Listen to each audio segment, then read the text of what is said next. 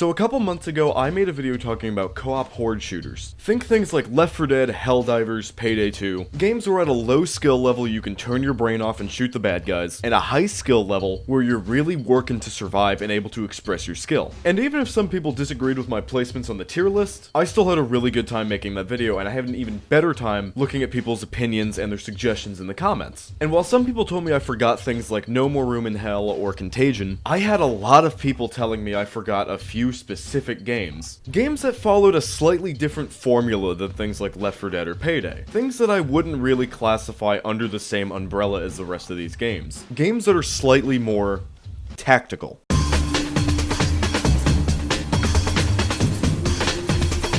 Tactical shooters, or CAG slop as my buddy calls it, are some of my favorite games out there. Games that require high skill, teamwork, pre-planning to complete missions are just so much fun to play with your friends. Though there are some games that get classified as tactical shooters that I wouldn't really agree with. For example, I wouldn't call Counter-Strike a tactical shooter. Yeah, it requires a lot of tactics and a very high skill ceiling, but overall I'd put it as competitive shooter above a tactical shooter. Same reason I'd call Tarkov an extraction shooter over a tactical shooter. It's like calling Ride 5 a sim racer because you can change the swing arm length. Like, yeah, the elements are there, but that doesn't define the whole game, you know what I mean? I'm just getting this out of the way so I don't have a million comments asking me where Arma, Squad, Tarkov, Arena Breakout, and all that is. Now that that's out of the way, let's get that tier list up. I'm aware there's already like 3 people who have already done this, but mine's about co-op games, so that makes me unique. Anyway, let's get into something that's fun, easy to get into, and lighthearted. Doc, this is entry team. We're in the house and continuing on.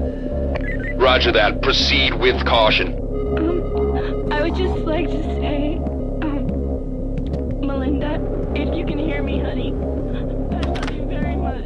Yeah, this game don't play. SWAT 4 is known for a lot of things, one of which being its atmosphere and aesthetic. This game looks absolutely disgusting, and I'm not talking about the graphics quality. I feel like I'm gonna get tetanus if I stay in some of these levels for too long, and the game's low resolution quality just happens to help with that. In SWAT 4, you play as a SWAT team tackling various domestic threats. From things as small as meth heads holding up grocery stores for money, religious cults holding themselves up in apartments, to fighting off full-blown terrorist attacks in a hospital. I'm gonna be honest, I feel like that's a National Guard issue, but I could be wrong. The game really works to immerse yourself in that world, and it's not afraid to be rather upsetting at times. This is one of those games that is great at drawing you in and getting you immersed in the world, even if the graphics don't look photorealistic. And there's a million little features that come down to this, whether it be how the civilians behave, how the enemies behave, to even the dynamic music. There's a great video on YouTube called The Aesthetics of SWAT 4 that goes into things like how the graphics, the sound, the music all come together to create this extremely unique game. I highly recommend checking it out. And on that topic of checking it out, SWAT 4 is around $10 on GOG. You get SWAT 4 and the Sketch-Off Syndicate expansion pack. The game's honestly a blast with or without your buddies, because the single player campaign is a lot of fun with how the bots work. And when you play with your friends, the teamwork actually works very well, as opposed to being one of those games where you can all just kind of fly in different directions and kill everything. And while you're on GOG, I highly recommend playing with the SWAT Elite Force mod or the SEF mod. While the GOG version is modernized for things like widescreen, the SEF mod is basically a huge upgrade to the game that adds things like new weapons, new mechanics, and a ton of quality of life improvements. I definitely recommend looking more into mods for this game and not stopping at the Elite Force mod. There's a ton of fun mods out there that range from adding new weapons to entirely new campaigns. If you and your friends want an old school tactical shooter to play, 100% play SWAT 4. Easy S tier recommendation. And I know some people might ask why I didn't cover SWAT 3, and while I do like SWAT 3, it is a lot harder to get into for new players, and if I covered every game in a series, the Tom Clancy games would have us here all day. But I know what you think of when you think of the SWAT game. I should probably hit the ready. Are you ready? Or not?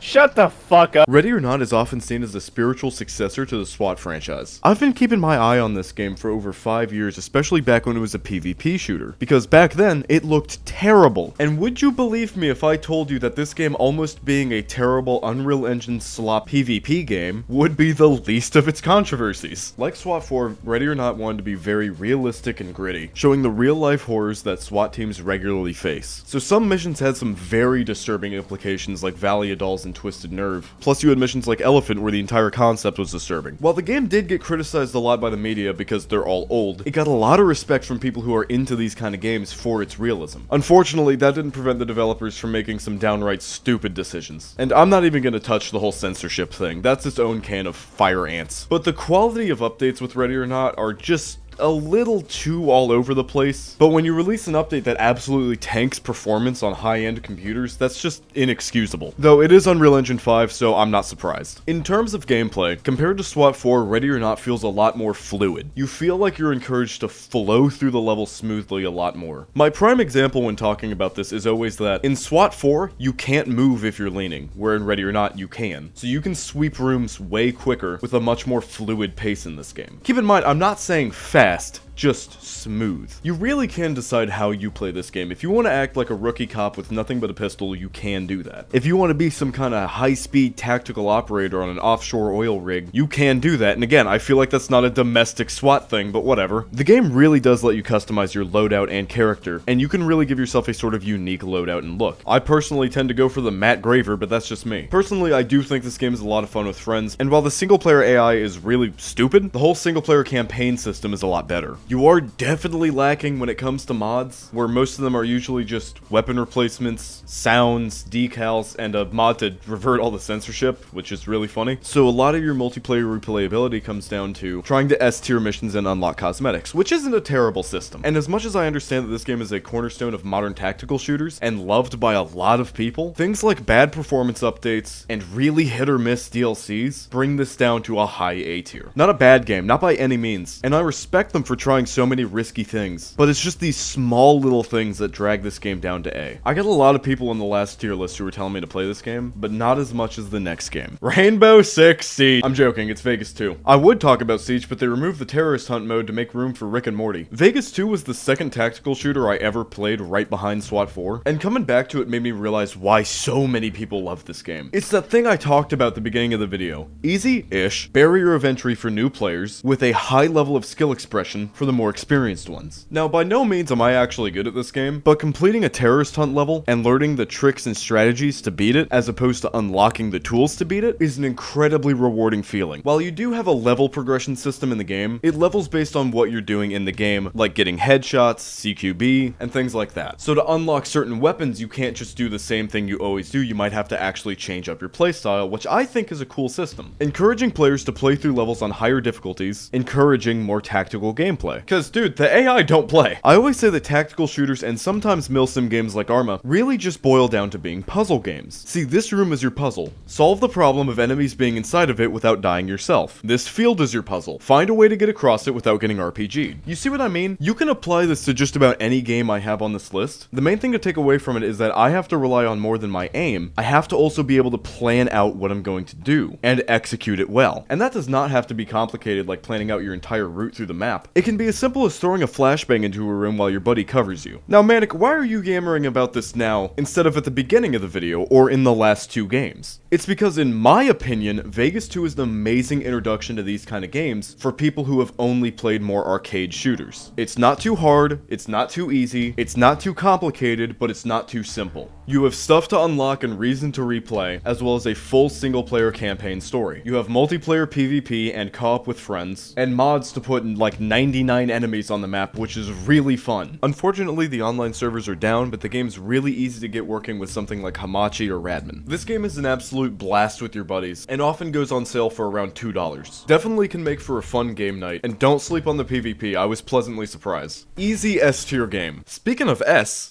QUAD is a game I said I wasn't going to talk about, so why am I talking about it? And while I do consider Squad to be more of a milsim team battle kind of game, they certainly surprised me by releasing Squad Fireteam, a PvE teamwork focused game mode. Now, I've been very on and off with Squad for a very long time. They tend to do an update that brings me back into the game that I think is really cool, and then they just break something else. It doesn't help that this game has some of the most sluggish character and shooting controls I've ever seen. I feel like I'm 600 pounds. Like, yeah, I get it, gear is heavy, guns recoil, but why does my character handle a gun like a 6-year-old girl? But how does this all work in Fireteam? Honestly, it depends, and it depends on the mission. See, in Fireteam, you only have 4 missions for free. With the Supporter or Founder Edition, you get 2 additional free missions and 9 premium missions. Kinda weird to tack on some sort of additional cost to your retail priced game, but whatever. The missions usually give you 1 or 2 simple objectives, putting a large enemy force in between you. The force you fight and the force you play as are both dependent on the map. We're sort of already seeing mods made for this kind of thing to expand upon that, and mods that use other mods such as Supermod to add more stuff. That's a lot of mods.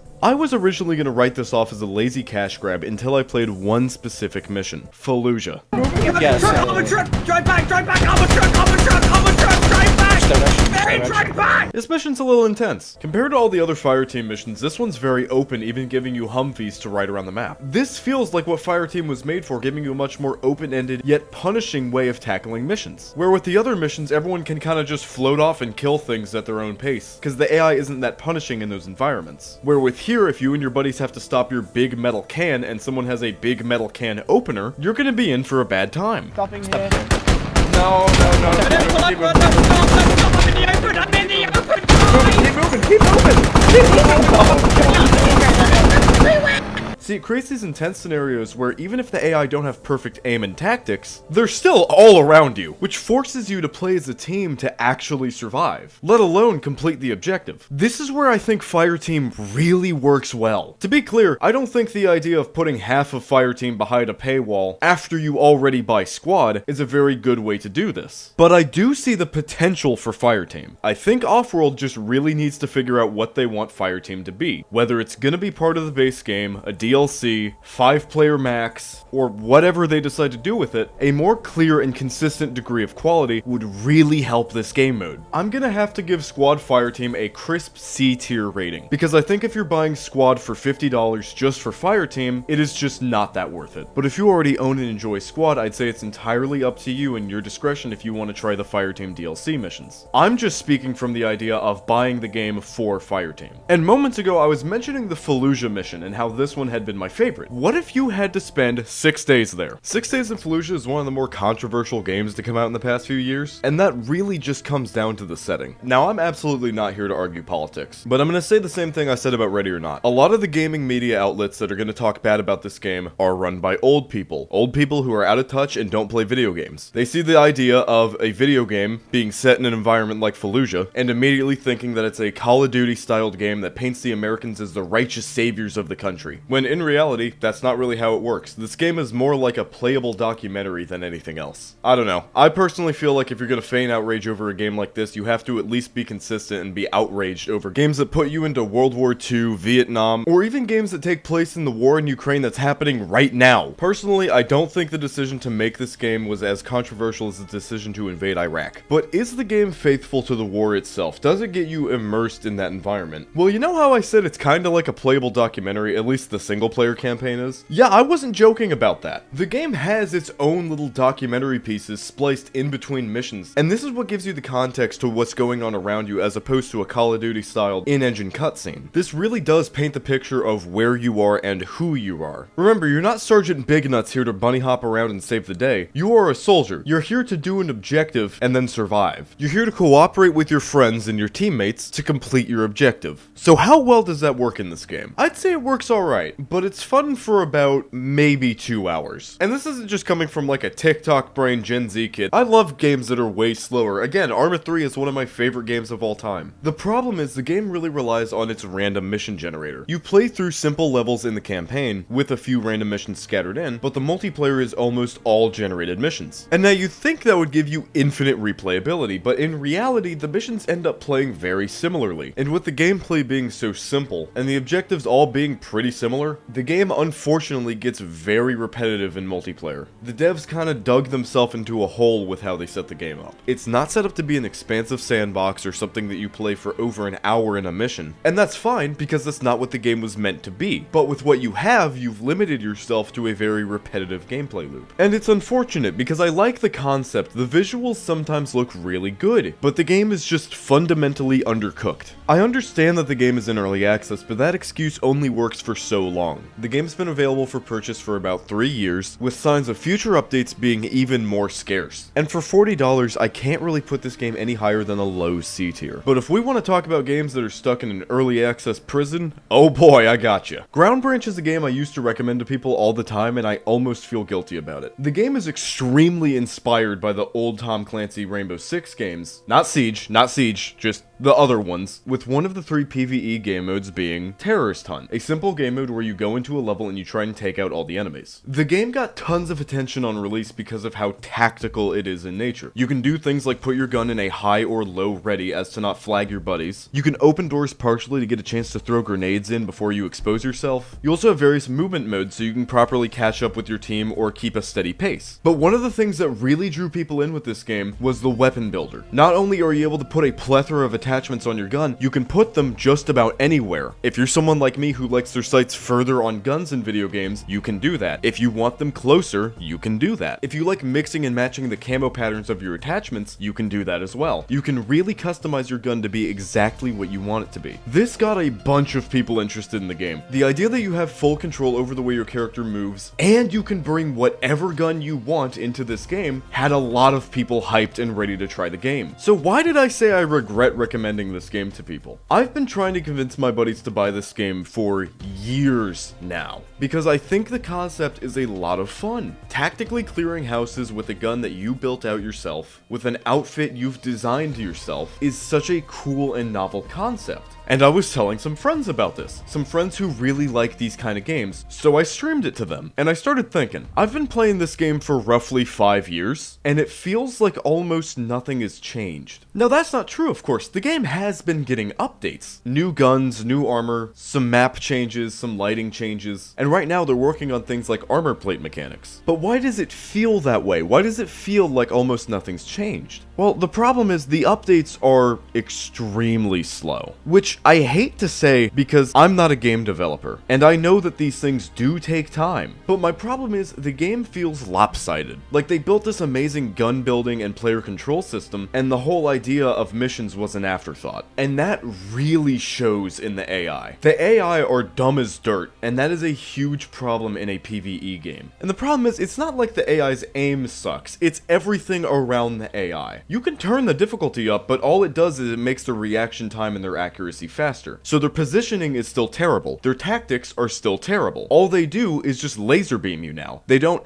outsmart you, they don't outflank you or anything like that. They don't act like soldiers defending an area that you're assaulting. If they know they're in a building you have to push, they won't wait by the doorway to shoot you, they'll just walk right outside into your gun. This causes the whole tactical operator LARP fantasy to completely fall apart in front of the player. All immersion is immediately out the door. When it comes to a game like this, the actual gameplay is the meat and butter, not the customization. You want some way to put into use the weapons you've been creating. I wouldn't even call the weapon customizer a gimmick, because it does actually affect how you play the game. And yes, I do understand that the game is in early access, but I'm gonna be honest, that is not a shield you can hide behind anymore. It sucks, I know, but there have been too many developers who use that early access tag as a shield from criticism so they can take your money and never deliver a finished product. To be clear, I do not think that's what the developers of this game are doing. I think this game does require funding because it is a very ambitious product, and early access just happens to be one of the easiest ways you can get that funding. The problem occurs when people write off any criticism because the game is in early access. And the only reason I am critical of this game in the first place is because I want it to succeed. If I thought this game was slop that was gonna go nowhere, I would just write it off and not even talk about it. But this game has major potential. This video is mainly about PvE, but the game's PvP scene is a lot of fun and works very well with these weapon systems. And the game pretty recently got Steam Workshop support, which I am always a huge fan of. Keep doing this, keep updating this game with meaningful updates like this, and this game is going to succeed 100%. Reading their devlogs, they appear to be working on AI improvements, and I absolutely look forward to seeing that. While this game is extremely unfinished, I'm keeping a very watchful eye on it, and I think you should too if you like these kind of games. I'm putting it in B tier. Maybe in a few years we'll take another look at it and see if we can knock it up a few notches. Let's move on to the next game that's also early access. Tactical Assault VR might be the most unique game on this list just because of how it's played. This is a VR game. You need a VR headset and controllers to run it. I am a huge enthusiast when it comes to VR games. I believe that with this medium you can be incredibly creative and play games that only work in VR. And while there's some great VR games out there like Blade and Sorcery, VTOL, and Thrill of the Fight, it's still hard to convince people that it's not just a gimmick. Personally, I do not think VR is a gimmick. I think there are experiences that you can only experience in VR. And then my argument completely goes out the window when an obvious asset asset flip slop game gets pushed to the second most wishlisted spot on Steam's VR page. The age of people being enthusiastic about VR and trying to make creative games is basically gone, and that upsets me to no end. Tactical Assault is one of these games I bring up when I'm talking about why I like VR. This game makes full use of the fact that your hands and head are all tracked. You don't press a reload button. You eject your mag, take a mag from your vest, put it in your gun, and release the bolt. You don't press an open door button. You release one of the hands holding your gun, reach for the doorknob, twist it, and open it. You don't press the climb button. You physically put your hand where you want to mantle and pull yourself up. If you want to talk about immersion, this is some of the best you can get. I always say VR games work the best when things act like you expect them to. There's nothing that kills your immersion more than trying to pick up something that you can't or interact with something that's just part of the world. If you see a door, you can hit it open. If you see a windowsill, you can put your bipod on it. It just works. Your night vision isn't just a screen overlay. It physically comes down from your helmet in front of your eye, which if you have monocular night vision is kind of jarring the first few times, but you get used to it. Something that's almost never simulated in any kind of game is how both of your eyes work, which sounds stupid, but hear me out.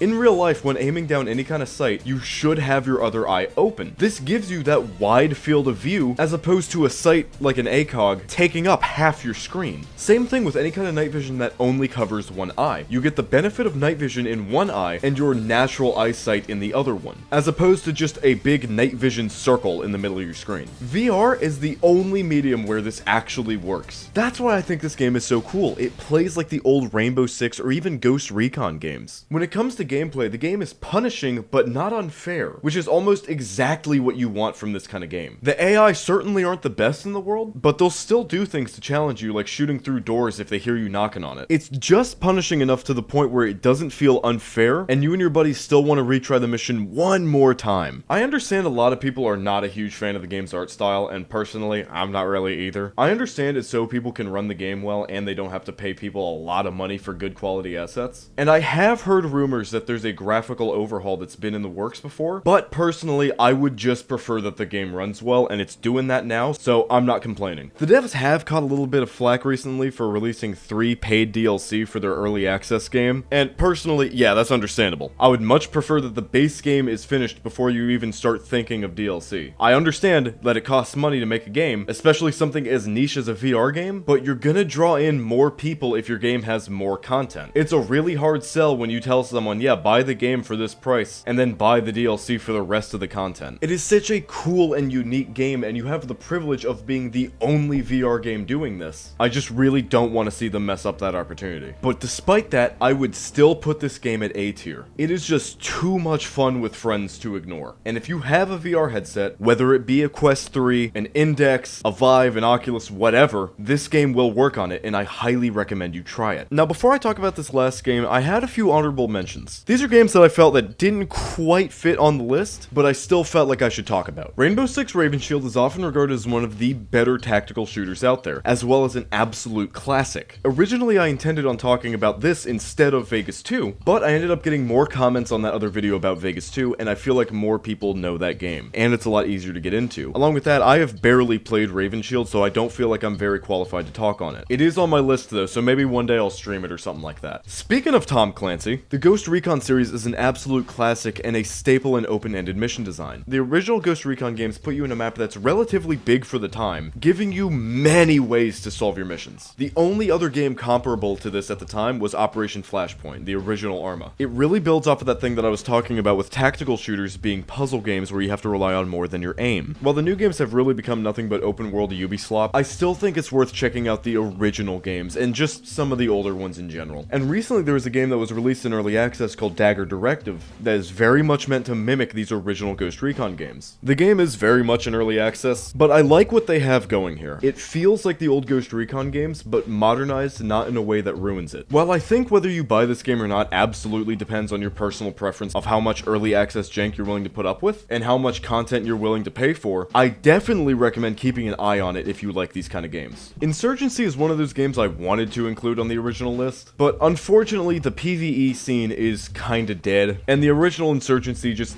doesn't have that many players anymore. And it's a pretty similarly grim situation when you look at Insurgency Sandstorm. PvE is almost abandoned by the developers developers, bar a few special events. The multiplayer has focused more towards what if COD but tactical, and the ISMC mod is practically abandoned at this point. I just think Sandstorm is such a waste of potential. I mean, there's good reason that the weapon sounds from this game have been ported to every other game on this list, I'm not kidding. I don't know, man, playing Sandstorm nowadays just gives me the same feeling as playing COD. But we're gonna move on to something that did lift my spirits, that gave me hope, and it's a game that I thought I was gonna hate. See, when I was making this tier list, I knew I had to have some game to fit into D tier. So I started thinking about tactical shooters I've heard objectively bad things about, and I remembered this one game called Operator. From what I remembered, it was just a bunch of tactical sounding buzzwords thrown into a game. Realistic recoil, Tarkov-like medical system, true to life scopes. When I heard about it, it sounded like one of those things where someone gets all of their gun info from YouTube shorts, and that really did not make me want to play it. Keep in mind, none of this was the official advertising for the game. This is just what I heard tactical gaming YouTubers say. I didn't even think to go look at the game myself. So I picked it up for a crisp 20 on Steam, expecting to play a few missions, get some footage, and refund it within 2 hours, and I put 13 hours on it in 3 days. So why were people hating on this game? I actually think it's really good. Well, I looked a little further into it. I bought the game a day after the V09 update, which was a huge update to the game. In the time that I had heard about the game and gotten around to playing it, there had been a lot of these huge, major game-changing updates. The game was not great maybe 2 years ago, and this is what I was talking about earlier with releasing your game in early access. You are never exempt from criticism, and you cannot make a second first impression. When I played the game, I had a good first impression. It has a good amount of content for its price, as well as a million other things I need to mention. But if I had bought the game maybe 2-3 years earlier, I would not be so kind towards it. But what is this game? I've barely mentioned anything about it. Well, you remember Ground Branch from earlier in the video? It's like that. These games are constantly compared to each other, and that's because they are very similar. You remember the detailed moving system in Ground Branch? You have it here. But in this game, not only can you cant your weapon to the side to aim with your laser, you also have arm stamina, giving you a reason to put your gun in a high or low ready outside of just not pointing your muzzle at your buddies. You remember the awesome gun builder? You have it here. Though with this, it's a million times more complex, allowing you to change things like the barrel, the buffer tube, the stocks, the exact placement of every single item. I'd go as far to argue that it's more complex than Tarkov's gun builder, allowing you to build the exact rifle or SMG that you want, or the ugliest abomination you can think of like I am in this clip. I do not think things like barrel length or your stock actually affect your weapon handling, but I think what they do have here is great. Your missions take you all around the world into different environments with different kinds of objectives, usually involving you killing everything shooting at you. The shooting and general control of the game feels great. Everything feels natural, from zooming in with your LPVO, to switching sights, switching weapons, reloading your gun, or chambering a new round. It all feels very fluid and natural. In terms of the AI, it's kinda hit or miss. See, there's these achievements in the game to beat levels with way more enemies than usual on the hardest AI difficulty,